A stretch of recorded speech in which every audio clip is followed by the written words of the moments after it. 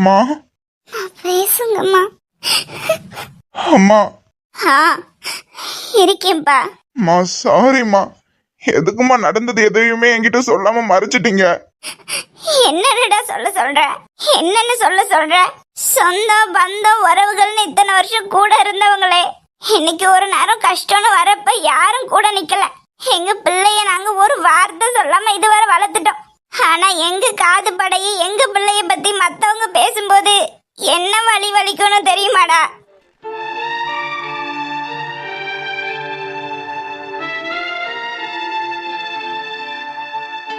என்னதான் மத்தவங்களுக்கு நம்ம பார்த்து பார்த்து செஞ்சாலும் நம்ம கையில பணம் இருக்கிறது வரைக்கும் தான் மதிப்பு மரியாதை எல்லாம். அது விட்டு போச்சு. ஒருத்தர் இங்க மதிக்க மாட்டாங்க. இப்படி எல்லாம் நடந்துட்டுன்னு உங்க அப்பா தான்டா உங்ககிட்ட சொல்ல வேணாம்னு சொல்லி இருந்தாரு. ஆனா அதை பத்தியெல்லாம் நீ கொஞ்சம் கூட யோசிக்கலல்ல.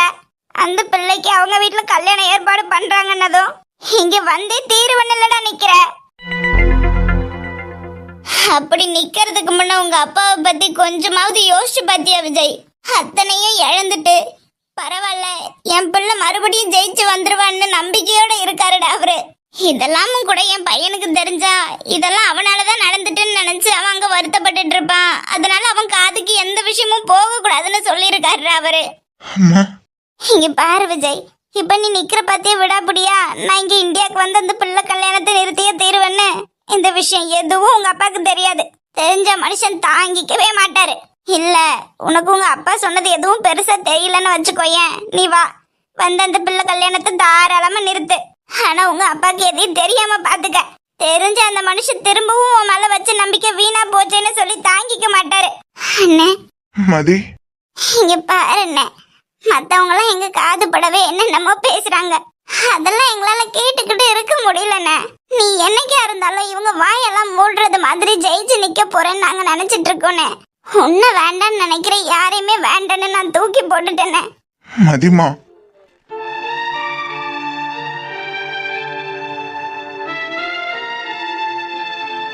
இனி எல்லாம் உன் விருப்பம் தானே. உன்னை இதை பண்ண அதை பண்ண நாங்க எதுவுமே சொல்ல போறது கிடையாது. சாரிண்ணே. இனி நீ என்ன முடிவு எடுத்தாலும் எடுன. ஆனா நீ எடுக்கிற எந்த முடிவும் அப்பாவை பாதிச்சிடாம மட்டும் பார்த்துக்கொன்ன. அதை மட்டும் பண்ணுன. நான் வைக்கிறேன். மதி. ஹாய் சத்யா.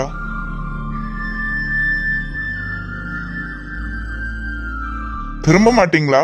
It's okay. நீங்க கொஞ்சம் ஷை டைப்னு உங்க அப்பா சொன்னாரு. எனக்கு உங்களை போட்டோல பார்த்ததுமே ரொம்ப பிடிச்சிருச்சு.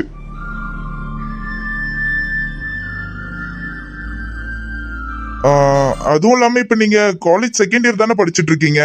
கவலைப்படாதீங்க, இன்னும் கல்யாணத்துக்கு 6 மாசம் டைம் இருக்கு. கல்யாணம் ஆகிட்டு நாம 2 பேரும் பிரான்ஸ் போய் செட்டில் ஆகுற மாதிரி இருக்கும்.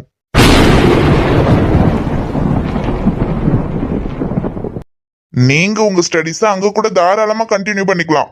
அதனால அதை நினைச்செல்லாம் எதுவும் வரி பண்ணிக்காதீங்க. அப்புறம் கல்யாணம் முடிச்ச கையோட நாம இங்க இருந்து பிரான்ஸ் போற மாதிரி இருக்கும். உங்களுக்கு அதுல ஓகே தானே?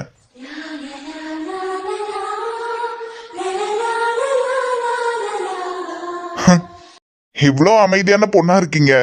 எனக்கு உங்களை ரொம்ப பிடிச்சிருக்குங்க. உங்களை விட உங்க வயசு எனக்கு ரொம்ப பிடிச்சிருக்கு.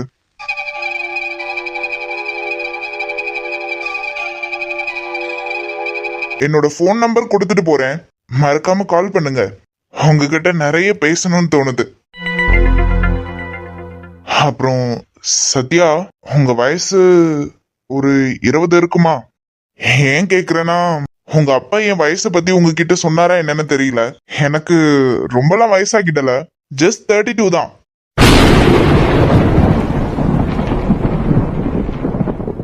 உங்களுக்கு இதுல எந்த ப்ராப்ளமும் இல்லையே? ஓகே, எப்படியும் நீங்க திரும்பி முகத்தை பார்த்து பேச போறது இல்லைன்னு தெரியுது. மத்ததெல்லாம் நான் உங்க அப்பா கிட்ட பேசிக்கிறேன். மறக்காம கால் பண்ணுங்க, நான் வெயிட் பண்ணுவேன். சத்யா, நான் வரேன்.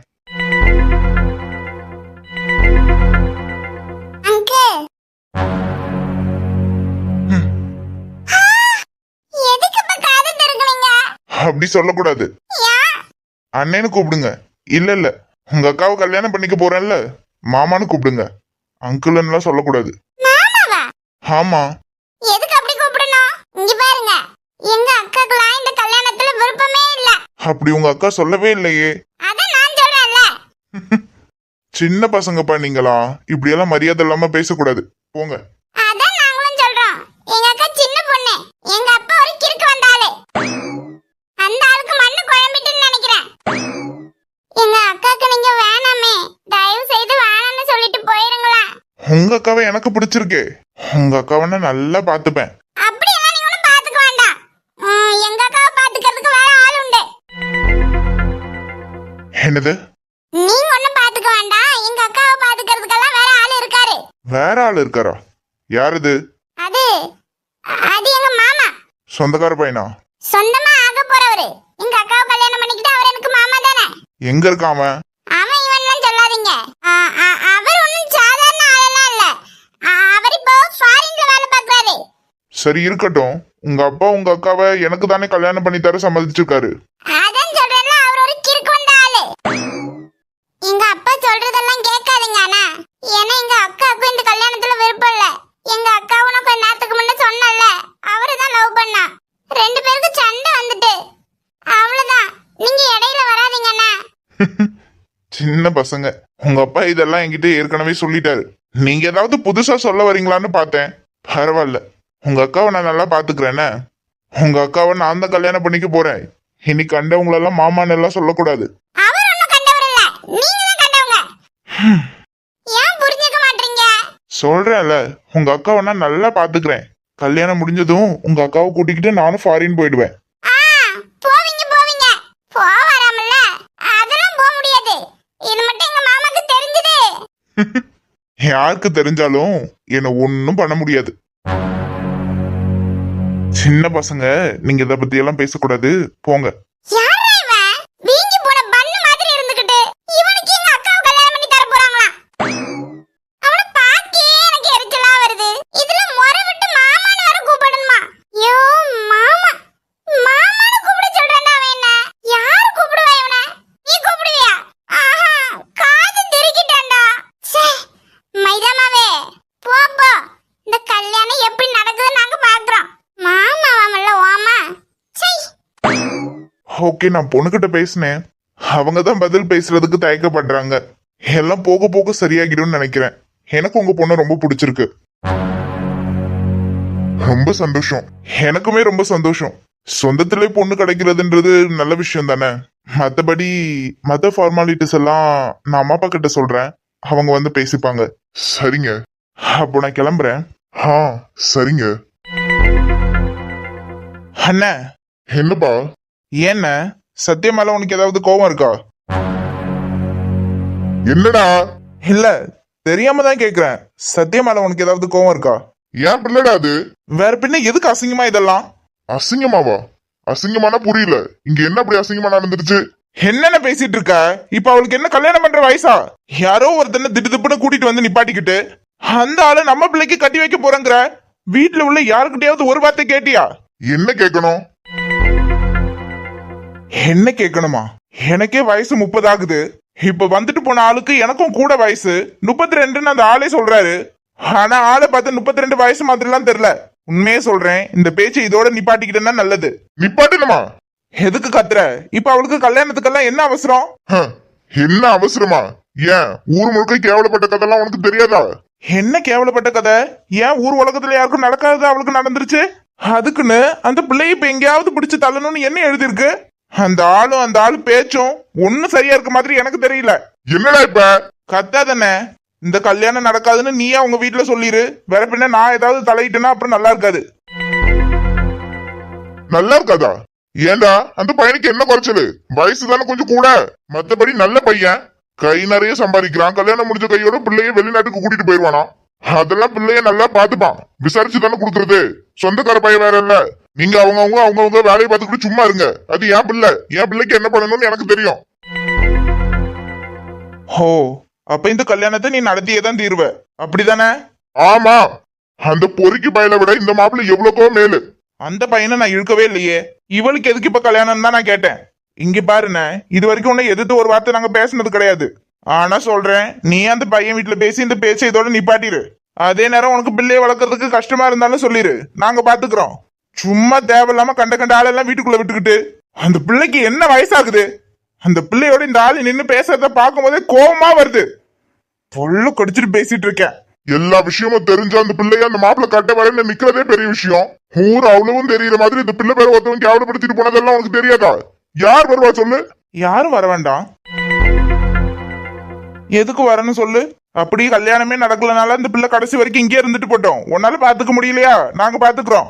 பொடிக்கிற பிள்ளைகிட்ட எரிச்சலா வருது இந்த வீட்டுல நடக்கிறது அவ்வளவும். இங்க பாருன்னு இந்த பேச்சை இதோட நிப்பாட்டிக்க. வேற மேற்பட்டு கல்யாணம் பண்ணணும், இந்த விஷயத்த தொடரணும்னு நினைச்ச நல்லா இருக்காது. பாத்துக்க. உங்களுக்கு என்னடா அக்கறை? நான் என் பிள்ளைக்கு என்னமோ பண்றேன். உங்களுக்கு என்னடா அக்கறை? என் பிள்ளை இந்த பேச்செல்லாம் கேட்டு ஓரம் ஒதுங்கி நிக்கிறாள். நான் கிடையாது. நீ பேசிட்டன்றதுக்காக அப்படியெல்லாம் உன் போக்குல விட்டுட்டு போயிட மாட்டேன். அந்த பிள்ளை பிறந்து கீழே விழுந்ததுல இருந்து அந்த பிள்ளையை தூக்கி வளர்த்தது நானு. கேட்டு பாரு, மூச்சுக்கு 300 வார்த்தை சித்தப்பா சித்தப்பான்னு சுத்தி வருவா. அப்படி ஒரு பிள்ளைக்கு பெத்த அப்பாவே இருந்துகிட்டு இப்படி ஒரு அநியாயம் பண்றதெல்லாம் பார்த்துட்டு அப்படி சும்மா இருந்துட முடியாது. நான் தூக்கி வளர்த்த பிள்ளை, அதுக்கு நல்லது எது கெட்டது எதுன்னு பாக்குறதுல எனக்கு பங்குண்டு. இந்த கல்யாணம் நடக்காது. இந்த பேச்சு இதோட விட்டு வேற மேற்பட்டு இந்த கல்யாணத்தை நடத்தி பார்க்கணும்னு ஆசைப்பட்டினா வேற அசிங்கப்பட்டு தான் நிக்கணும். நான் வரேன். டேய், என்ன பேச்சு பேசிட்டு போறேன்னு பாத்தியா அவன? சரியா தானே நான் பேசிட்டு போறான். என்னது? நான் அம்மா அப்பா தம்பி அண்ணின்னு யாருக்குமே விருப்பம் இல்ல. இந்த பேச்சை இதோட விட்டு நான் பேசாம. ஆமாண்டா. ஓ, எல்லாம் இப்ப கூட்டா சேர்ந்துக்கிட்டு எனக்கு எதிராக சேர்ந்து நிக்கிறீங்க. அப்படி இல்லன்னு அந்த ஆளுக்கு வயசு நம்ம பிள்ளைக்கு வயசை பாத்தியா? அப்ப நான் ஊருக்கு முன்ன அசிங்கப்பட்டதெல்லாம் உங்களுக்கு பரவாயில்ல. சரிப்பா, அப்ப ஒருத்தரும் என் முடிவுக்கு சாதகமா நிக்க மாட்டேங்கிறீங்க, அப்படித்தானே? ஒருத்தரும் நிக்க வேண்டாங்கிறேன். ஒருத்தரும் நிக்க வேண்டாம். நான் பாத்துக்கிறேன் இந்த கல்யாணத்தை எப்படி நடத்தணும்னு.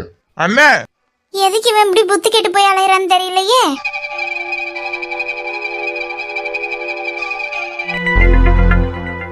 சத்யா, என்னடி நினைச்சிட்டு இருக்க நீ? தெரியாம தான் கேக்குறேன். உன் மனசுல நீ என்ன நினைச்சிட்டு இருக்க?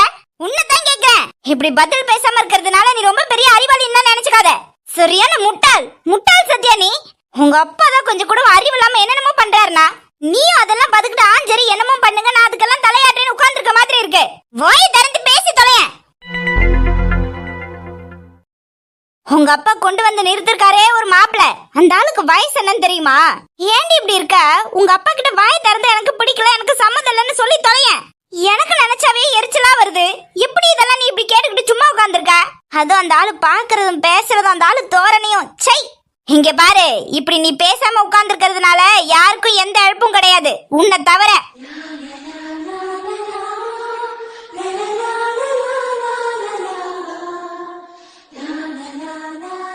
விஜய் அண்ணா மேல இருக்க கோவத்துல உங்க அப்பா சொல்றதை கேட்டு தலையாட்டு போறியா? நான் சொல்றேன், உலகத்திலே உன்ன மாதிரி முட்டாள நான் எங்கேயும் பார்த்தது கிடையாது. சை, அந்த அண்ணன் உன்னை பார்க்கணும்னு அன்னைக்கு அப்படி வந்து கதறினாங்களே, உன் மேல லவ் இல்லாமையாடி? ஒரு முறை நீ வந்துட மாட்டியா, நீ பேசுற மாட்டியா, ஒரு முறை உன் முகத்தை காட்டிட மாட்டியான்னு அப்படியே தெருவோடு கிடையா கிடந்தாங்க. அது எல்லாமே உன் கண்ணுக்கு பொய்யாவும் நாடகமாவும் தான் தெரியுது இல்ல? என்னடி அவசியம் வந்து கிடக்கு? அவங்க இப்படி எல்லாம் உனக்காக வந்து கிடக்கணும்னு கொஞ்சம் கூடவும் புத்தியே இல்லாத மாதிரி ஏமாத்திட்டாங்கன்னு மட்டும் சொல்றியே. ஏன் உலகத்துல நீ ஒருத்தி மட்டும்தான் பொண்ணா?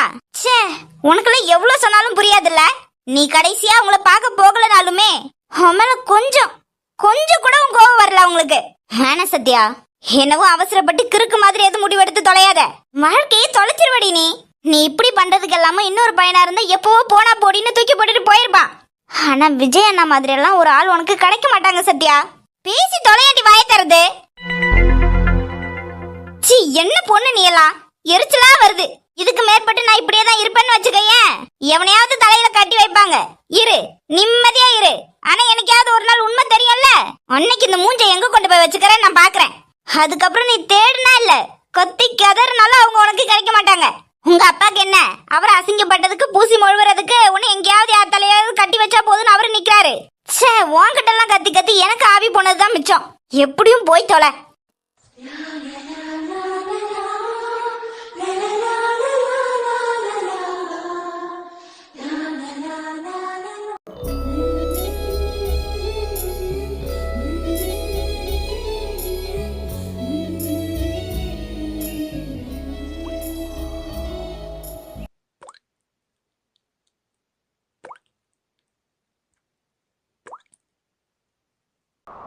காதலிற்கும் கனவிற்கும் நடுவில் நிற்கும் பேனாவின் முனை. ஒரு பாதை அவன் காதலை தேடி அழைக்கிறது, இன்னொரு பாதை பலரின் நம்பிக்கையை தாங்கிக் கொண்டு கனவுகளை நோக்கி அழைக்கிறது. அவனது பேனாவின் மைகள் எழுதிக் கொண்டிருப்பது ஏதோ ஒரு கதையை முடித்து வைப்பதற்காக அல்ல. அவனது வாழ்க்கை பக்கத்தில் அவன் எழுதும் முடிவை கொண்டே பின்னால் வரும் நாட்கள் நகர்ந்து செல்லும். தன் இதயத்தை தொலைத்தவரிடமே தன்னை மீண்டும் கொண்டு சேர்ப்பதற்காக இந்த கதையில் மீதமுள்ள பக்கத்தை எழுதி கொண்டிருக்கிறானா, அல்ல இந்த பக்கத்தில் தன்னையே தொலைத்துக் கொண்டு தனது கனவுகளை செதுக்கிக் கொண்டிருக்கிறானா? இந்த கதையின் தீர்ப்பை எழுத நினைத்தது என்னவோ அவன் கையில் வைத்திருக்கும் பேனாவின் மைதான். மாறாக இந்த கதையை தொடர்ந்து கொண்டிருப்பது அவன் கண்களில் இருந்து வழியும் கண்ணீர் மட்டுமே. பேனா எழுத தொடங்கும் முன்பே அவனின் கண்ணீரின் துளிகளால் இந்த கதையின் முடிவு எழுதப்பட்டது. வாழ்க்கையில் ஒன்றை இழந்தால்தான் மற்றொன்றை பெறுவதற்கான கதவு இங்கு திறக்கப்படுகிறது. அவனோ அவனின் கதையை எழுதிவிட்டான். எந்த கதவை அவன் மூடி வைத்திருக்கிறான் என்பது அடுத்து அவன் நகர்வுகளை பொறுத்தே. இந்த நேரத்தில் அவன் இதயம் எந்த அளவிற்கு வலியை சுமந்து கொண்டிருக்கும் என்று அந்த பேனாவின் முனைகளும் அவன் நிரப்பிய அந்த டைரியின் பக்கங்கள் மட்டுமே முழுமையாக அறிந்திருக்கும்.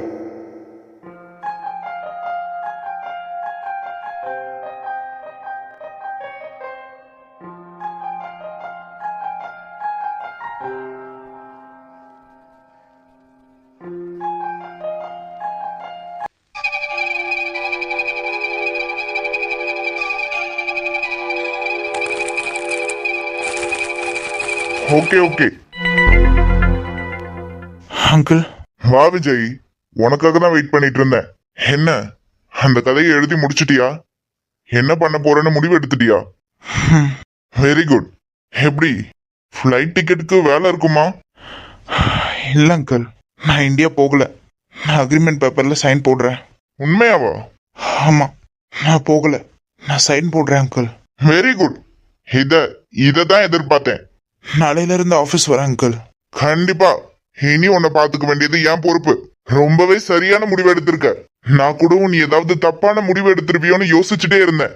பரவாயில்ல, போய் எல்லாத்தையும் மறந்துட்டு எந்த கவலையும் இல்லாம நிம்மதியா தூங்கு. நாளையில இருந்து உன்னை ஒரு முழு பிசினஸ் மேனா மாத்த வேண்டியது என்னோட பொறுப்பு.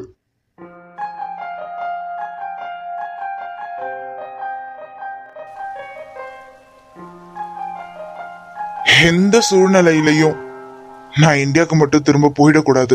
என்னால நான் சுத்தி இருக்க அத்தனை பேரும் பாதிக்கப்பட்டிருக்காங்க. அவங்க எல்லாரும் இப்ப கஷ்டப்படுறதுக்கு காரணம் நான் மட்டும்தான். என்னோட அப்பா 25 வருஷமா சம்பாதிச்சு வச்ச பேரு புகழ் எல்லாத்தையும் நான் ஒண்ணும் இல்லாம ஆக்கிட்டு வந்துட்டேன். ஆனா மறுபடியும் என்னை நம்பி உனக்காக நாங்க இருக்கோம்னு ஒட்டுமொத்த குடும்பமும் இங்க என்ன அனுப்பி வச்சுது. தெரியல, ஏற்கனவே தோத்தவன் மேல எப்படி இவங்க எல்லாருக்கும் இவ்வளவு நம்பிக்கைன்னு. நான் தோத்து போனது மட்டும் இல்லாம அப்பா அம்மா தங்கச்சி ஃப்ரெண்ட்ஸ் என்னை சுத்தி இருக்கவங்கன்னு அவங்க சந்தோஷத்தை இழந்து சிரிப்பை இழந்து நிக்கிறதுக்கு காரணமும் நான் தான். அது எல்லாத்தையும் சரி செஞ்சு இழந்தது எல்லாத்தையும் மீட்டு எடுக்கணும்னா கண்டிப்பா என் கால் இங்க இருந்து இந்தியாவை நோக்கி போகணும்னு நினைக்காது. எங்க அப்பா இழந்த எல்லாத்தையும் நான் அவருக்கு திரும்ப கொடுத்து அவர் திரும்பவும் பழையபடி அந்த சீட்ல நான் உட்கார வைக்கணும். நான் பண்ண தப்புக்கு என்னை சுத்தி இருக்கவங்க எல்லாரையும் நான் ஜெயிக்க வைக்கணும். ஆனா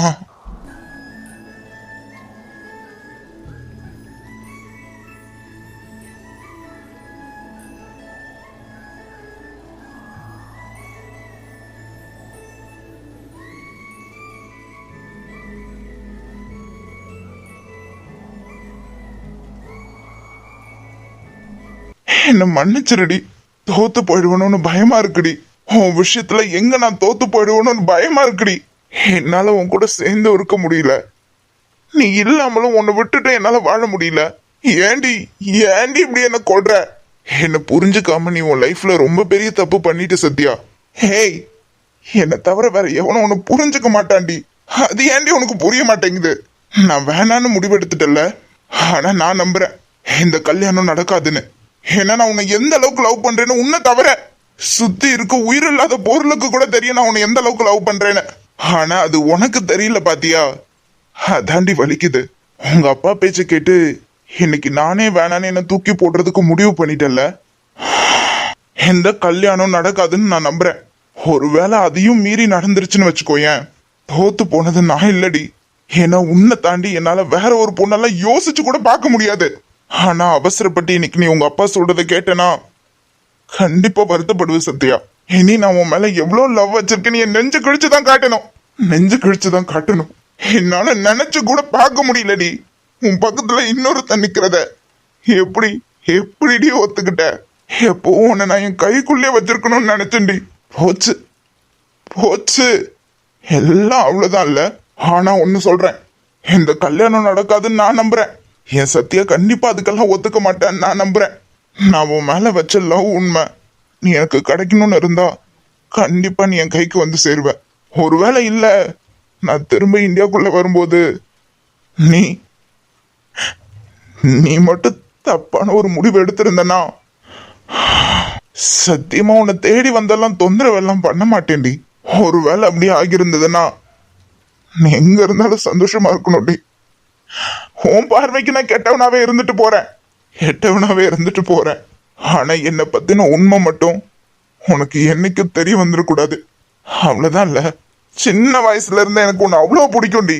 அப்பெல்லாம் தெரியாது அதுக்கு பேர் லவ்னு. உள்ள புகுந்து குடஞ்சுக்கிட்டு இருக்கடி. நீ இல்லாம என்னால இருக்க முடியாதுடி. நீ எனக்காக இருப்பியோ என்னன்னு எனக்கு தெரியல. அந்த நம்பிக்கையை தாண்டி என்கிட்ட ஒண்ணுமே இல்ல. ஆனா நான் கடத்த போறேன் இந்த 5 வருஷம்னு இல்ல. ஒருவேளை நான் திரும்ப வரும்போது நீ எனக்காக இல்லைனாலும் நான் எப்பவும் உனக்காக மட்டும் தாண்டி இருப்பேன். உனக்காக மட்டும்தான் இருப்பேன். என் வாழ்க்கையில இன்னொருத்திக்கு இடம் கிடையாது. சாகுறது வரைக்கும் எனக்கு ஒருத்தி மட்டும்தான். அது ஏன் சத்யா மட்டும்தான். நீ மட்டும்தான்டி என் லைஃப்ல முதலும் சரி கடைசியும் சரி.